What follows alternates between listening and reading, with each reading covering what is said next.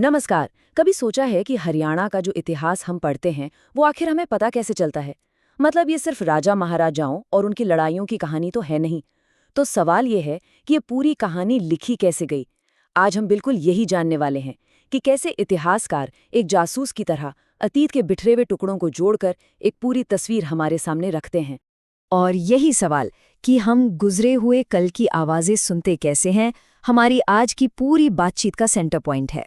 क्योंकि देखिए, इतिहास कोई एक सीधी सादी किताब तो है नहीं, ये तो एक पहेली की तरह है जिसमें हमें सदियों पहले छोड़े गए सुरागों को सुलझाना पड़ता है। तो फिर एक जासूस की भूमिका में आ जाते हैं और हमारी जांच का सामान वो हैं प्राचीन और मध्यकालीन किताबें। इनको सिर्फ पुरानी किताबें मत समझिए, ये हमारी केस फाइल हैं। आइए इन्हीं फाइलों को खोलते हैं और देखते हैं कि ये हमें हरियाणा के अतीत के बारे में क्या-क्या सुराग देती हैं। ठीक है, तो हमारी पड़ताल का रास्ता कुछ ऐसा रहेगा। सबसे पहले हम पुराने ग्रंथों की बात करेंगे, फिर देखेंगे कि बाहर से आए यात्रियों ने क्या देखा। उसके बाद राजाओं और उनके दरबारों के लिखे रिकॉर्ड्स पर नजर डालेंगे और आखिर में हम जमीन से जुड़ी आवाजों यानी लोगों की कहानियों को भी सुनेंगे। तो चलिए शुरू करते हैं अपनी जांच के पहले पड़ाव से, यानी सबसे पुराने सबूतों से। ये वो ग्रंथ हैं जो इस इलाके को उसकी एकदम शुरुआती पहचान और उसका भूगोल देते हैं।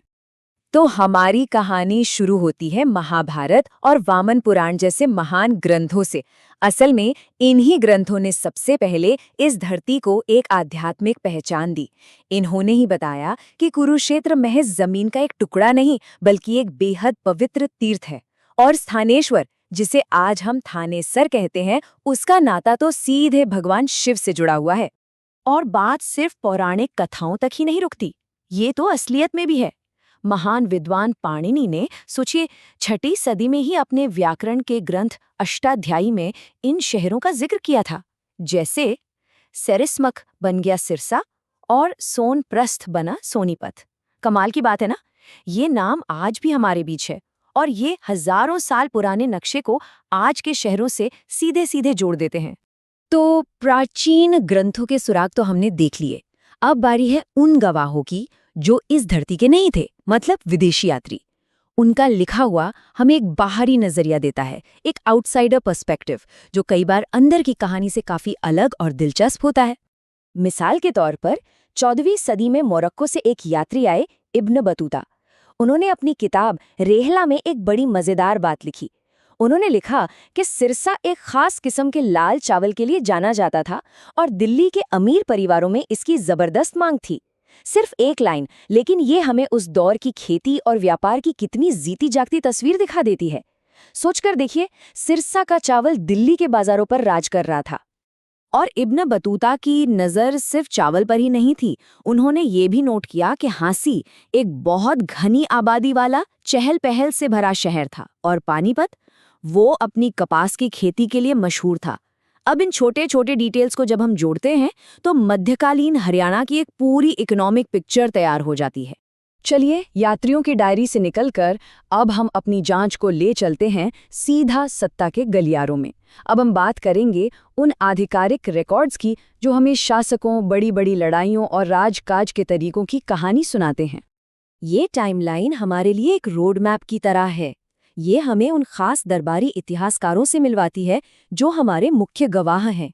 11वीं सदी में अल-बरूनी से लेकर 16वीं सदी के अबुल फजल तक, इन सब ने अपने अपने समय की घटनाओं को कलमबद्ध किया, जिससे हमें एक ऑफिशियल रिकॉर्ड मिलता है कि उस वक्त क्या हो रहा था।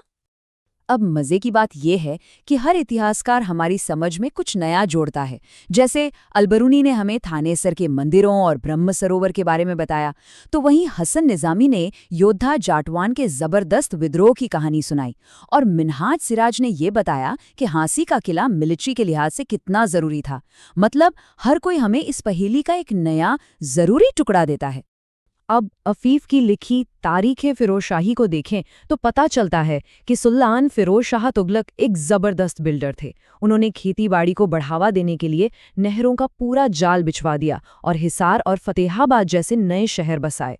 और उनके इस काम का असर आज भी हरियाणा के इंफ्रास्ट्रक्चर में साफ साफ दिखता है। अच्छा, अबुल फजल की आईने अकबरी से एक और बड़ा दिलचस्प किस्सा मिलता है। ये हमें बताता है कि मुगल साम्राज्य लोकल टैलेंट का इस्तेमाल कैसे करता था। जैसे मेवात के जो लोग थे वो दौड़ने में बहुत माहिर थे, तो उन्हें क्या काम दिया गया? उन्हें बनाया गया शाही डाकिया, जिन्हें डाक मेवरा का टाइटल मिला। कितनी शानदार बात है। तो अभी तक हमने राजाओं, सुल्तानों और उनके सरकारी रिकॉर्ड्स की बात की। चलिए अब अपना फोकस थोड़ा बदलते हैं। अब हम उस साहित्य की तरफ चलते हैं जो इस जमीन की मिट्टी से जुड़ा है, जो यहाँ के लोगों की संस्कृति, उनकी आत्मा और उनकी रोजमर्रा की जिंदगी की कहानी कहता है। जरा सम्राट हर्ष के दरबारी कवि बाण भट्ट की ये लाइन सुनिए। हल से निकली मिट्टी की सुगंध मधुमक्खियों को अपनी ओर खींचती थी। क्या खूब कहा है। ये लाइन हमें उस समय की उपजाऊ जमीन की एक तस्वीर नहीं बल्कि एक एहसास देती है। ये बताती है कि ये इलाका गन्ने, गेहूं और चावल के खेतों से लहलहाता एक अमीर और खुशहाल प्रदेश था। और ऐसे ही दूसरे लोकल ग्रंथ इतिहास की इस तस्वीर में और भी गहरे रंग भरते हैं। देखिए, जहां पृथ्वीराज रासो हमें बताता है कि दिल्ली की हिफाजत के लिए हांसी में एक बड़ा किला बना था, वहीं राजतरंगिनी कश्मीर के राजा की जीत को रिकॉर्ड करती है।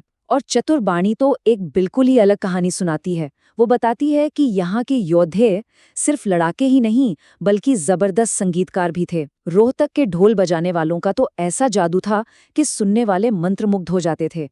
तो अब हम अपनी पड़ताल के आखिर में आ गए हैं। अब वक्त है कि सबूत के इन सभी अलग अलग धागों को एक साथ लाया जाए और देखा जाए कि इनसे मिलकर कैसी तस्वीर बनती है। तो आखिर में हमने क्या समझा? यही कि इतिहास कोई एक सीधी लाइन में चलने वाली कहानी नहीं है। ये तो एक मोज़ेक की तरह है, एक कोलाज, जिसे इन सभी अलग अलग आवाज़ों को एक साथ बुनकर बनाया गया है। प्राचीन ग्रंथ, विदेशी यात्री, दरबारी रिकॉर्ड और स्थानीय साहित्य सब मिलकर एक पूरी तस्वीर बनाते हैं। एक राजा की बात जितनी ज़रूरी है उतनी ही एक कवि की या एक यात्री की भी। हर सुराग, हर आवाज़ मायने रखती है। और जाते जाते बस एक सवाल, जैसे हमने इन पुरानी किताबों और लेखकों के जरिए अतीत को समझा, वैसे ही आने वाला कल भविष्य के इतिहासकार हमें हमारी आज की कहानियों से समझेंगे। तो सोचने वाली बात यह है कि आज कौन सी कहानियां लिखी जा रही हैं जो भविष्य को हमारा समय समझाएंगी।